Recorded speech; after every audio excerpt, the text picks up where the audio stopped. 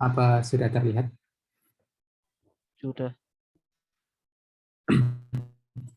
Nah, kalau itu langsung aja. Eh, Sekarang kita akan membahas tentang state pada Flutter. Nah, ini untuk starter code karena nanti habis slide kita mau nyoba apa namanya praktek praktek penggunaan state di Flutter. Jadi buat teman-teman yang mau nyoba bisa clone ini dulu di github.com/wri9mobile/state_starter_code. Jadi waktu aku nerangin slide-nya mungkin bisa di setup dulu, di update dulu karena mungkin agak lama. Nah, kalau gitu ini enggak, linknya ini jadi copy enggak? Oke.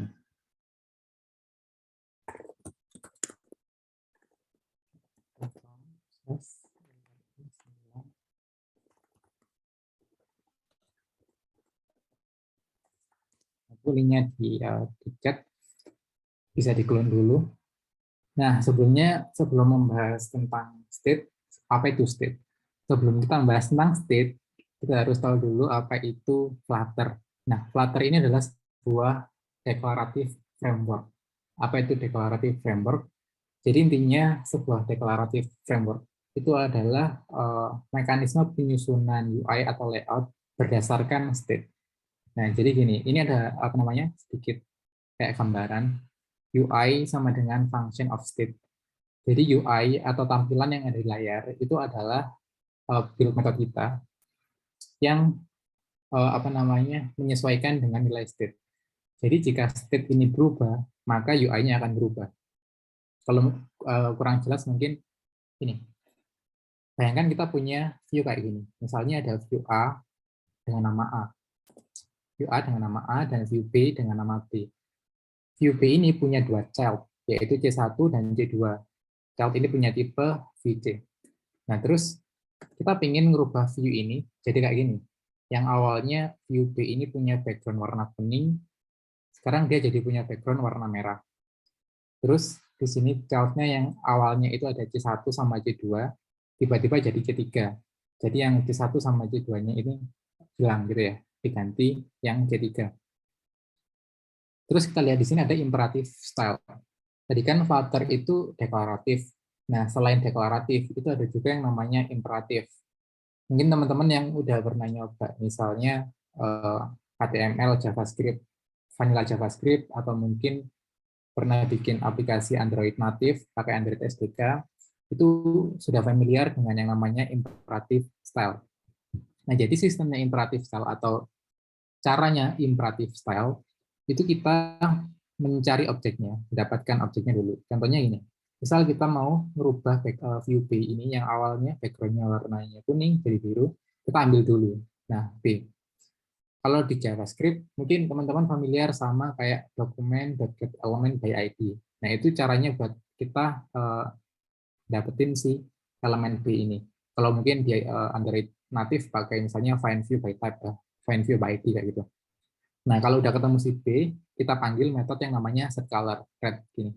Jadi kita lakukan operasi itu satu persatu. Jadi warnanya dulu, terus ini clear children untuk menghapus semua childnya, yang awalnya C1, C2, terus kita ubah jadi C3, itu kita clear dulu, habis clear kita add yang view C3. Nah, ini cara imperatif.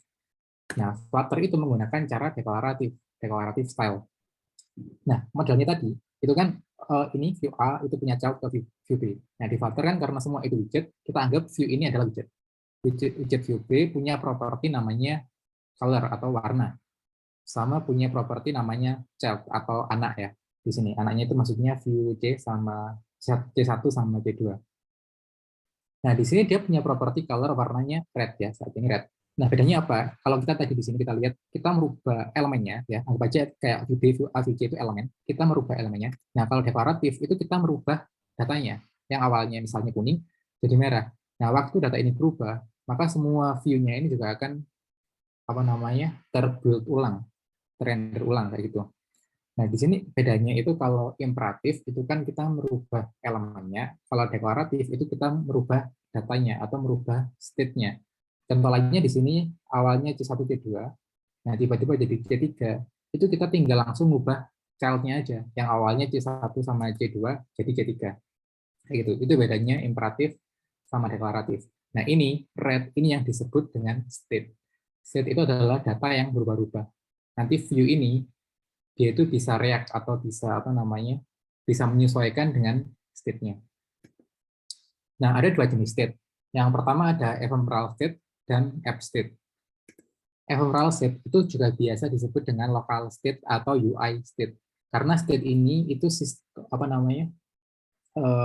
Sifatnya itu lokal atau bergantung ke suatu UI tertentu. Contohnya apa? Contohnya itu biasanya digunakan di checkbox. Kalau misalnya teman-teman punya aplikasi, aplikasi ini ada kayak semacam formulir. Di formulir ini ada checkbox. Nah, checkbox ini gimana caranya dia bisa nge-track atau bisa nyimpen apakah checkbox ini itu kecentang atau enggak. Nah, itu datanya disimpan di widget itu sendiri. Maksudnya itu disimpannya secara lokal. Dia itu enggak shared ke widget lainnya. Itu namanya local state. Contoh lainnya ini kayak halaman saat ini pada page view. Mungkin buat teman-teman yang udah nyoba Flutter lebih dalam gitu ya, udah pernah atau kenal yang namanya page view. Page view ini kayak halaman yang bisa kita swipe buat pindah halaman lainnya gitu ya. Nah, dia itu gimana caranya nge-track halaman mana yang saat ini tampil, itu disimpan di yang namanya local state. Terus contoh lainnya ini kayak drop down, sama konsepnya kayak checkbox tadi. Nah, yang kedua itu ada app state. App state ini itu state yang sifatnya itu global. Jadi misalnya punya satu aplikasi, semua elemen dalam aplikasi tersebut itu bisa mengakses app state ini. Contoh penerapannya itu adalah preferensi pengguna. Nah, preferensi pengguna ini gini, misalnya teman-teman punya aplikasi WhatsApp, terus di situ kan ada pengaturan untuk mengatur tema gelap atau terang. Nah, si tema gelap atau terang itu kan disimpannya di aplikasi ya. Jadi itu namanya app state atau global state karena state-nya itu untuk mempengaruhi seluruh aplikasi. Elemen-elemen dari aplikasinya kayak misalnya tombol send, terus chat bubble, pokoknya elemen-elemen di sana itu kan dia bisa nge-react sama settingannya. Nah, terus contohnya yang lain itu status login. Kenapa status login ini update? Karena gini, bayangkan teman-teman punya aplikasi yang yaitu ada fitur login, tapi nggak harus login.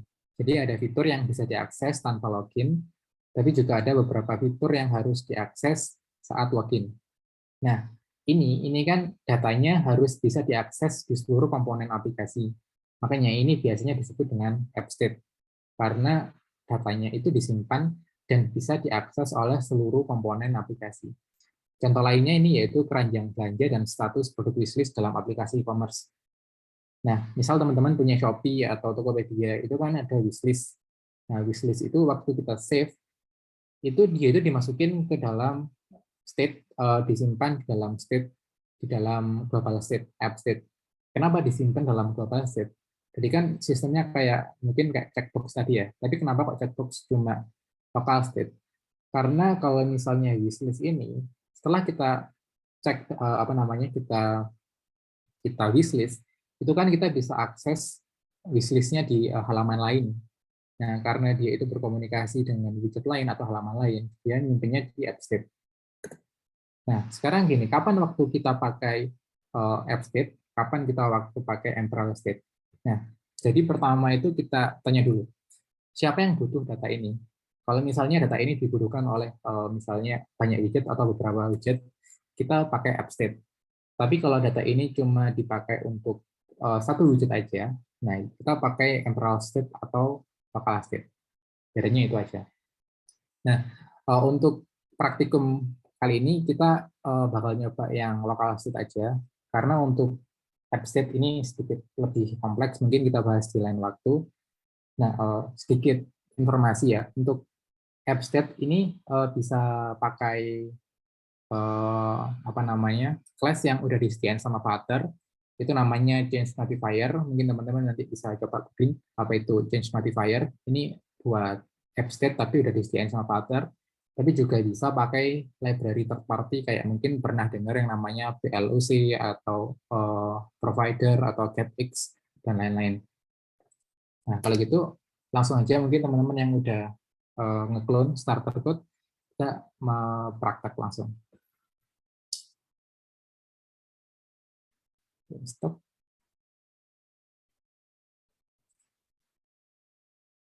Benar ya? Di sini ada yang udah clone, mungkin bisa resend.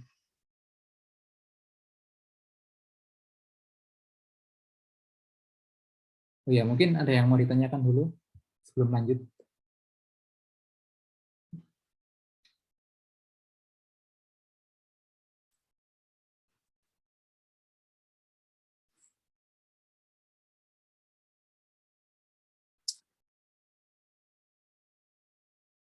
Oke, lihat speaker.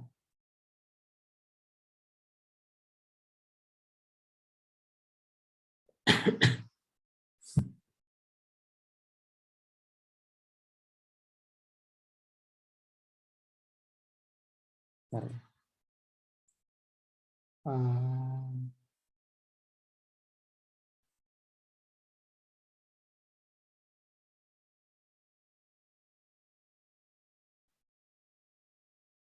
Nah, izin share screen.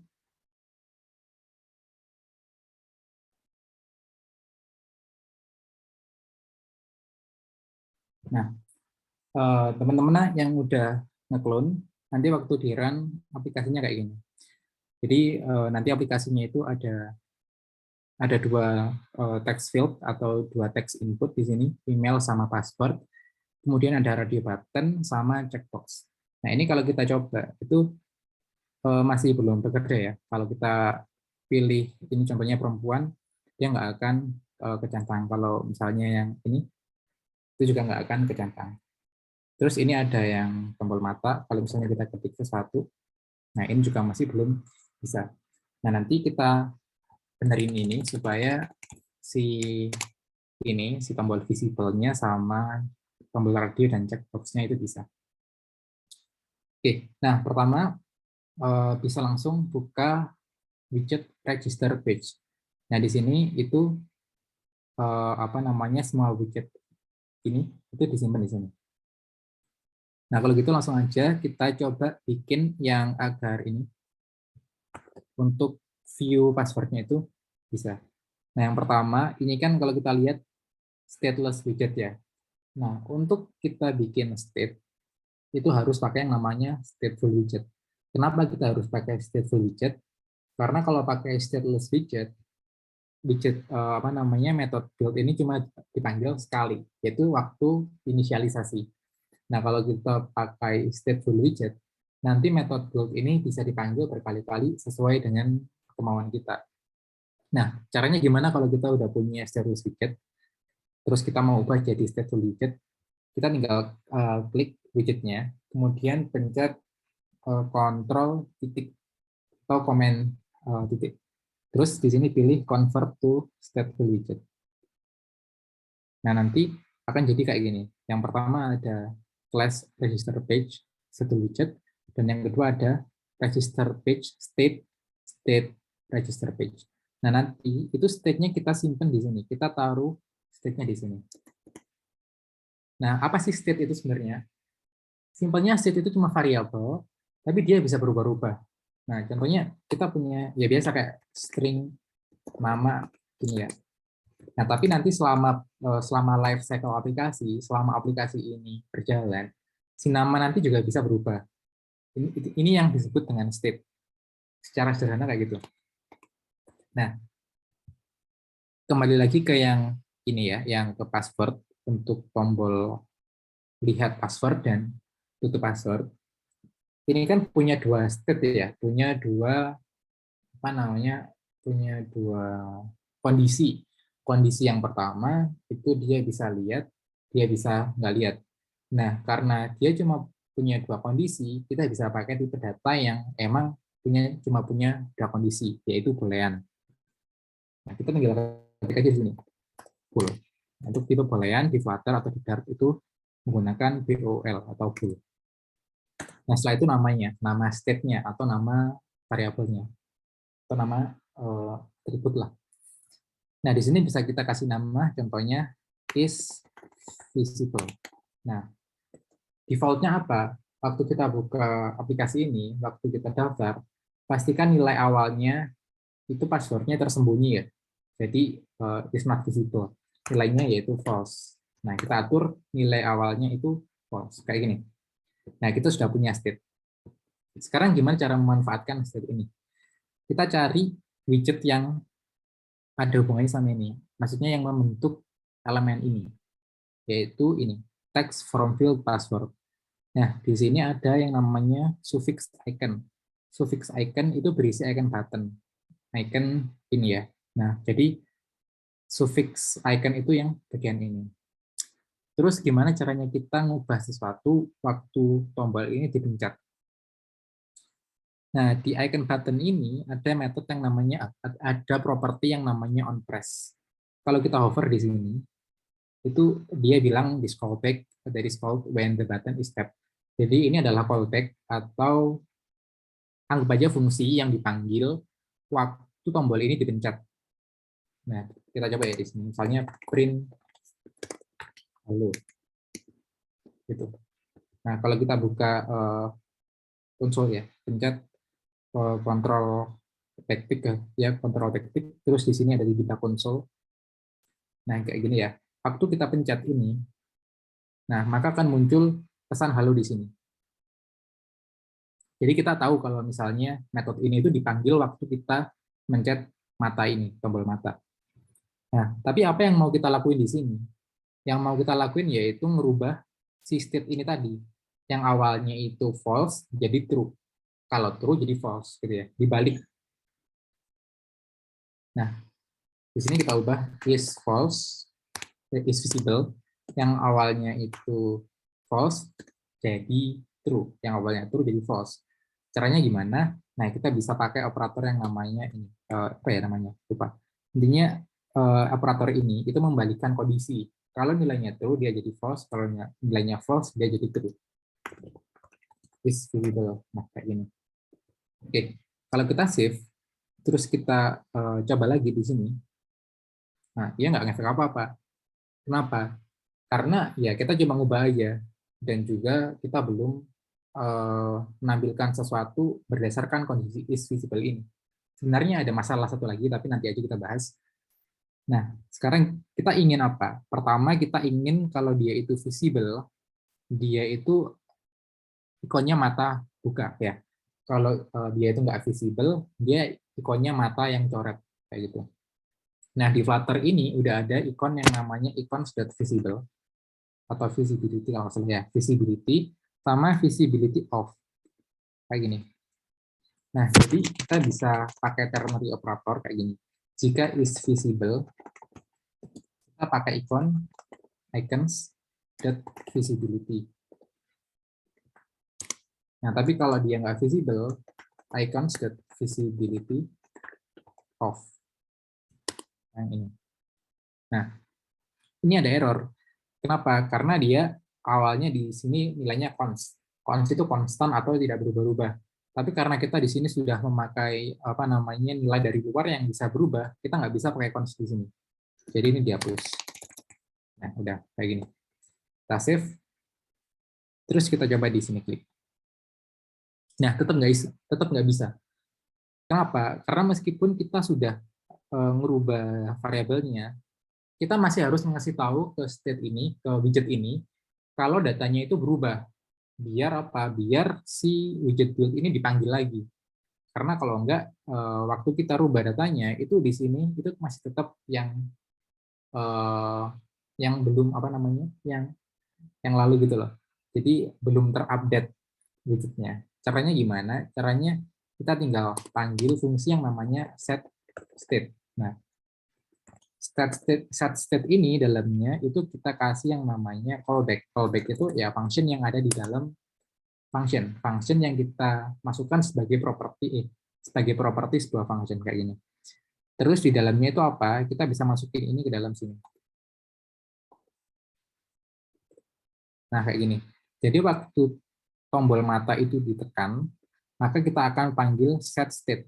Set state itu ngasih tahu ke widgetnya kalau terdapat properti atau state yang berubah.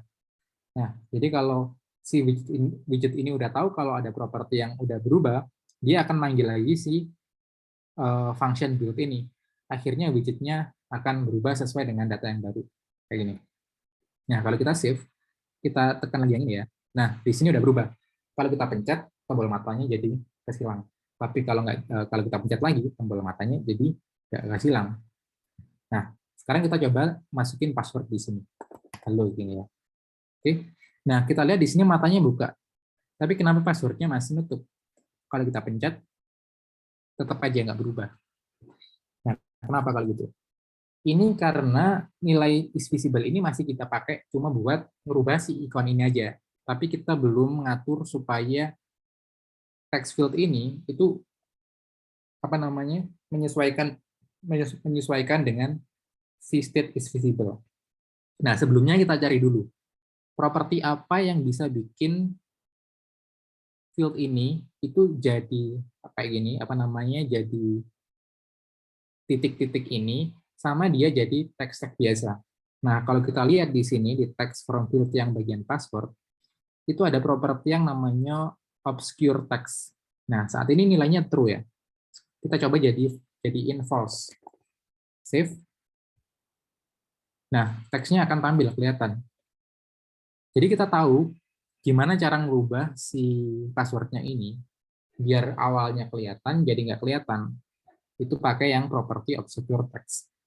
Nah, kita tinggal tulisnya di sini. Kita mau obscure itu maksudnya kayak menyembunyikan ini ya. Kita mau menyembunyikan password jika nilai is visible itu false. Jadi dia itu kalau nggak visible, kita obscure. Jadi gimana caranya? Jadi kita balik aja is visible. Nah, tapi depannya kita kasih ini biar dibalik. Jadi jika nilainya is visible, jika nilai is visible itu true, maka nilainya false. Kalau false nilainya true di sini. Nah, kalau gitu kita save. Nah, di sini waktu tombol matanya ini kecoret, dia nggak akan kelihatan. Tapi kalau kita pencet, nah dia kelihatan passwordnya. Kayak gitu. Ini yang namanya state. Is visible ini namanya state. Oke. Ada yang mau ditanyakan sebelum lanjut ke yang radio button ini?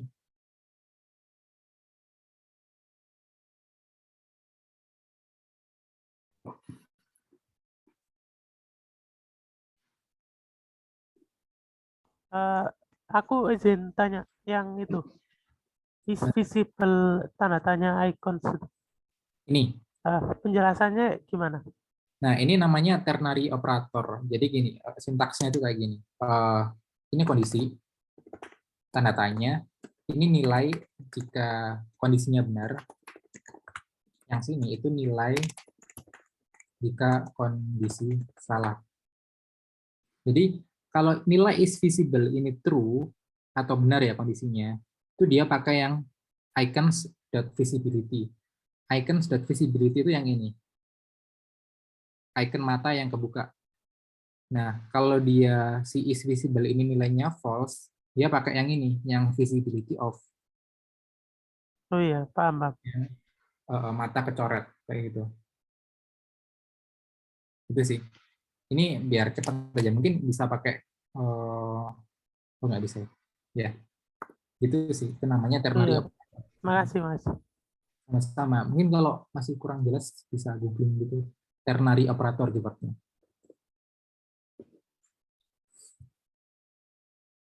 Ada lagi yang mau ditanyakan?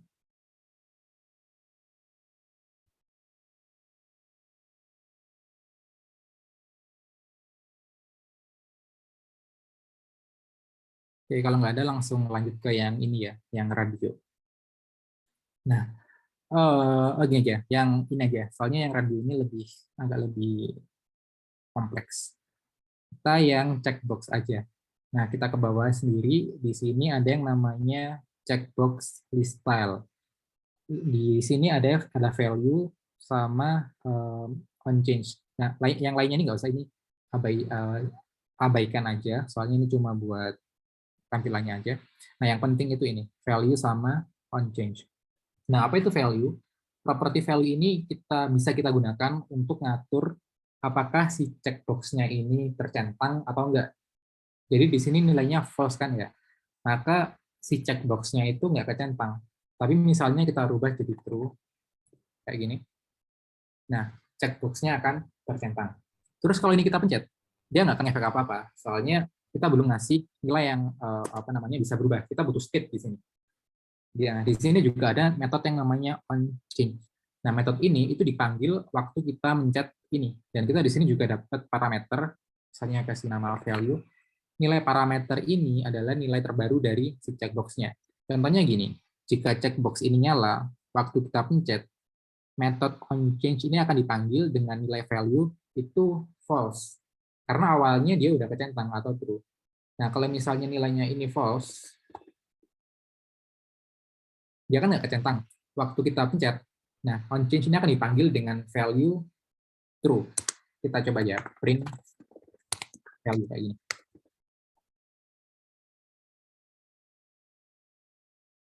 Ini biar terus. Nah, ini kan awalnya nilainya false ya. Kalau kita pencet, maka akan tampil true di sini. Karena nilai ini true. Kalau ini nilainya true, atau udah kecentang, waktu kita pencet, nilainya akan jadi false. Kayak gitu. Nah, karena ini sama ya, kayak yang mata tadi, itu butuh state yang cuma bisa nyimpen dua nilai atau true false, kita bisa pakai bool lagi di sini. Bool. Misalnya, apa ya, is check, kayak gini. Kita atur nilai defaultnya atau nilai awalan, misalnya false. Jadi waktu kita buka halaman ini, yaitu nilai awalnya nggak kecentang. Oke. Nah, terus di sini di bagian onChange, ini kita atur is check sama dengan value kayak gini. Oke. Nah, kenapa ini error? Karena kalau kita lihat lagi di sini, kita hover ke onChange, itu kita dapat propertinya itu boolean nullable. Ada tanda tanyanya. Maksudnya apa ya? Jadi selain nilai true atau false, nilai value ini juga bisa berisi nilai null. Nilai null itu kalau di Dart nggak ada nilainya, sama kayak di Java. Nilai yang nggak ada nilainya. Nah, tapi kita yakin nih, soalnya checkbox ini udah ada nilainya. Kita bisa pakai yang namanya ini, null check operator. Jadi kita udah yakin kalau nilai value ini nggak mungkin null. Pasti ada true, kalau nggak false. Kita bisa pakai ini. Nah, kalau udah, kita rubah value-nya ini jadi ini, is check. Jadi dia nanti akan nyesuaiin sama nilai dari si is check ini. Kayak gitu. Nah, kalau kita coba jalanin,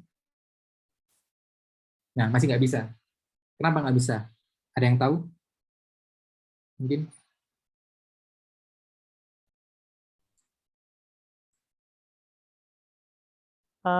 Is check-nya belum dibikin itu. Apa? Fungsinya belum dibikin ya. Dibikin kayak gimana? Apa? Variabel ya. Variabelnya belum dibikin. Is check. Ini, Oh, udah. sudah. Udah. Ayo, yang lain? Kurang set, mungkin butuh set state. Nah, ya benar. Kurang set state. Kalau kita lihat tadi yang di sini, itu kan ada set state ini ya. Nah, kurang itu. Kenapa ini penting? Soalnya kalau kita nggak manggil set state, si widgetnya nggak tahu kalau datanya ini ada yang berubah. Set state ini ngasih tahu si widgetnya, si widget register page, kalau datanya itu di sini itu ada yang berubah. Nah, kalau dia tahu kalau datanya itu udah berubah, nanti si method build ini dipanggil lagi. Kayak gitu. Jadi waktu dipanggil, si checkbox ini bisa nyesuaiin nilainya. Nah, sekarang kalau kita pencet, sudah bisa. Oke, itu yang checkbox. Nah, terus ini ada yang radio. Nah, bedanya radio sama checkbox apa? Kalau checkbox itu kan kita bisa milih beberapa ya. Contohnya kayak skill. Misalnya kita punya beberapa skill, kita centang beberapa. Nah, tapi radio itu biasanya digunakan kalau kita butuh inputan dari user, dari pilihan, tapi kita cuma butuh satu aja. Contohnya ya gender ini. Kita kan nggak mungkin punya dua gender kayak laki-laki sama perempuan. Nah, kita bisa pakai yang namanya radio. Karena radio ini harus milih salah satu, tapi nggak bisa milih lebih dari satu. Nah, di sini ada radio. Ya, jadi kita lihat dulu layoutingnya gimana. Ini ada row. Row itu untuk satu baris ini, dan ada 2 row lagi untuk radionya sama si teksnya. Ini. Row yang ini sama row yang ini. Row yang ini itu isinya radio sama teks biasa ini. Nah, yang harus kita ubah itu yang di bagian radionya. Nah, sebelumnya kita lihat di sini. Ini ada radio, ada gender. Apa itu gender? Kalau kita lihat di atas sendiri, di sini ada enum gender. Nah, gender ini punya 2 nilai, male sama female. Sebelumnya mungkin teman-teman itu ya agak sedikit asing dengan enum. Jadi enum itu apa ya? Bisa dibilang sebuah tipe data yang kita udah nentuin nilainya itu bisa apa aja. Contohnya ya ini, gender. Gender itu kan kita bisa atur male atau female. Atau mungkin kalau biasanya itu kita pakai misalnya buat nyimpen nilai gitu ya, nilai yang A, B, C, D, E. Itu kan biasanya cuma A sampai E. Tapi biasanya kita pakai char kayak gini. Char apa ya? Nilai sama dengan A atau B atau C. Tapi ini kan nggak menjamin kalau nilainya itu cuma bisa A, B, C, D, E. Bisa aja kita masukin nilai Z atau mungkin tambah simbol kayak gini. Nah, kita bisa pakai yang namanya enum buat mastiin kalau nilai itu cuma ada A, B, C, D, E kayak gini. Enum, misalnya nilai A, B, C, D, E. Nah, kalau kayak gini, misalnya kita punya nilai sama dengan nilai A, itu bisa ya. Tapi kalau kita pakai nilai lain, misalnya Z, ya nggak bakal bisa. Soalnya kita cuma mendefinisikan A, B, C, D, E aja di sini. Itu enum. Nah, contohnya kita pakai di sini untuk gender, male sama female. Oke. Nah, di sini ada 2 radio. Radio yang pertama punya value gender male atau laki-laki. Radio yang kedua punya value gender female atau perempuan. Nah, di sini ada yang namanya group value. Apa ini group value? Jadi group value ini adalah value yang digunakan untuk mengecek apakah radio ini tercentang atau enggak. Karena gini ya, misalnya kita punya radio tentang gender, ada 2 radio. Nah, 2 radio ini group value-nya harus menggunakan nilai yang sama. Kenapa harus menggunakan nilai yang sama?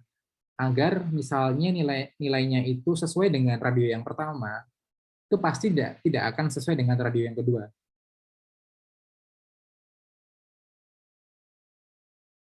Paham nggak? Ini, misalnya ini male ya. Ini male, ini kenapa di sini kecentang? Ini kenapa nggak kecentang? Karena di sini nilai group value-nya itu male, value-nya itu juga male. Nah, ini kan dua-duanya sama. Jadi radio yang pertama itu dia itu menganggap bahwa radio ini itu adalah nilai yang dipilih, karena nilai yang dipilih itu male dan dia itu male. Terus di radio yang kedua itu kan value-nya female, tapi nilai yang dipilih itu male. Karena nggak sama, jadi dia di sini tampilannya nggak kepilih atau nggak kecentang. Nah, kalau misalnya ini kita rubah jadi female, kayak gini, ini kan sama. Dia akan kecentang. Nah, ini dua-duanya akan kecentang. Nah, terus gimana kalau kita mau bikin, ini kita bisa milih salah satu, kalau nggak laki-laki, perempuan. Nah, kita bikin dulu state-nya di atas ini. Apa tipe data state-nya? Karena radionya itu tipenya pakai gender, nah di sini kita buat juga gender. Gender misalnya gender sama dengan nilai default-nya apa? Misalnya laki-laki ya, gender male kayak gini. Nah, jadi nilai default gender itu laki-laki atau male. Terus di bawah sini, yang group value itu kita rubah jadi si gendernya tadi. Gender kayak gini. Nah, value-nya sekarang gender. Kalau kita save, Nah, dia sekarang laki-laki. Kalau kita ke atas, kita rubah yang gender ini dari male jadi female.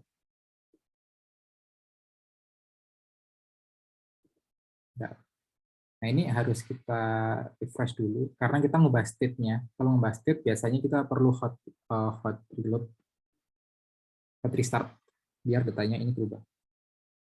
Nah, sekarang jadi perempuan. Sekarang tapi kita pingin ngubah ini waktu kita mencet ya, bukan di sini. Jadi kita balikin aja ke email. Nah, kalau kita lihat di tiap radio itu dia punya on-chain sendiri-sendiri. Di sini sama di sini. Nah, kalau kita hover, kita baca di sini call when the user selects this radio button.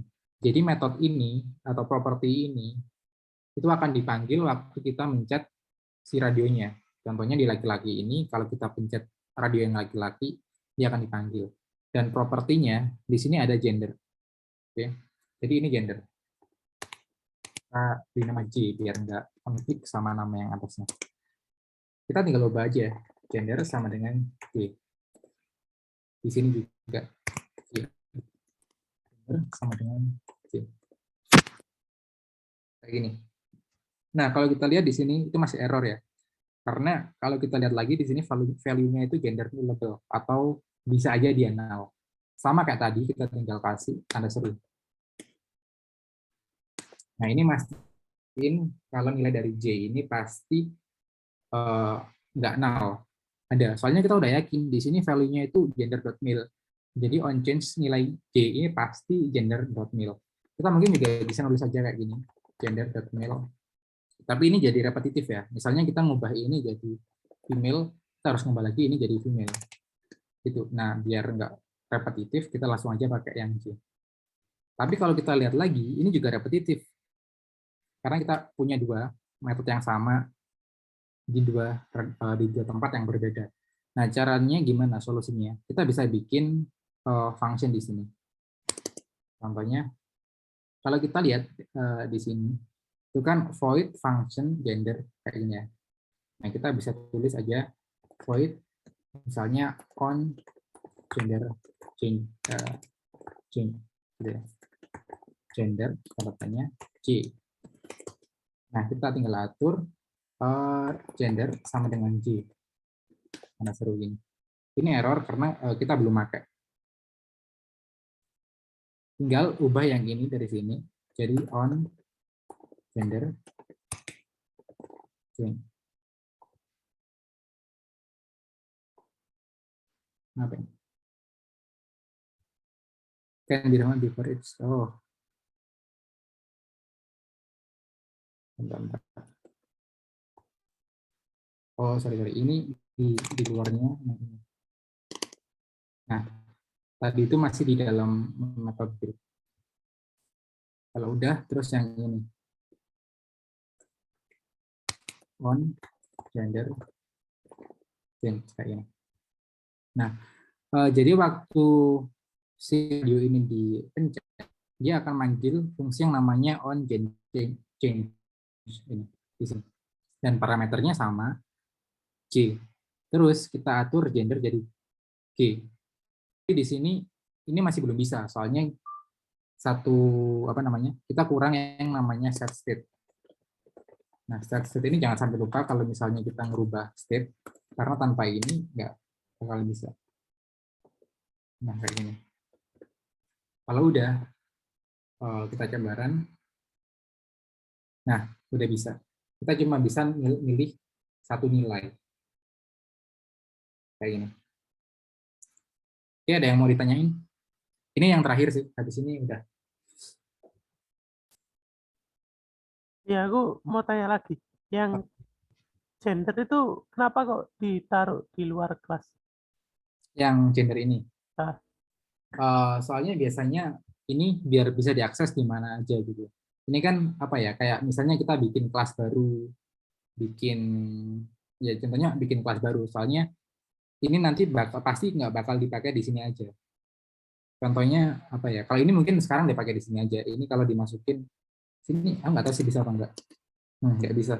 Jadi enum itu emang kalau di Dart ya, nggak tahu di bahasa lainnya, kalau di Dart itu wajib ditaruh di luar, jadi kayak global gitu loh. Dia nggak boleh dimasukin ke dalam kelas atau ke dalam metode gitu. Contohnya aja kayak kelas kan nggak bisa dimasukin lagi di sini. Kayak gini, kelas A. Nah, sama enum juga nggak bisa ditaruh di dalam kelas lainnya. Dia harus ditaruh di luar. Enum, gender, ya gitu sih. Dia nggak boleh taruh di mana-mana. Wajib di luar. Gimana? Jawab? Yes, makasih. Ya, sama-sama.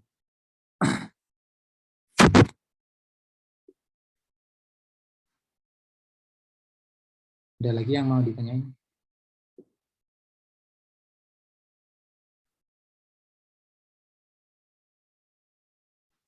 Kayaknya materi state itu aja sih, nggak terlalu banyak. Mungkin yang cukup banyak itu materi upstate. Nah, kalau upstate itu dia satu aplikasi. Contohnya gimana?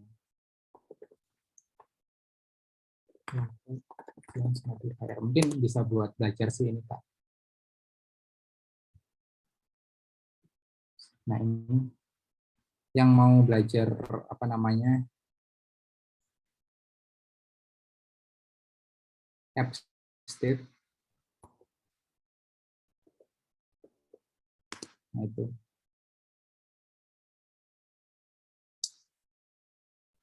Mungkin bisa. Nah,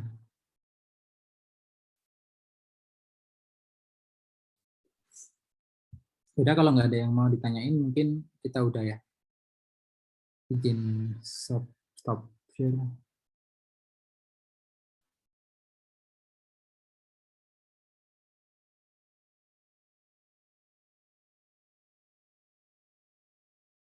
Ini nggak ada yang ditanyain, beneran?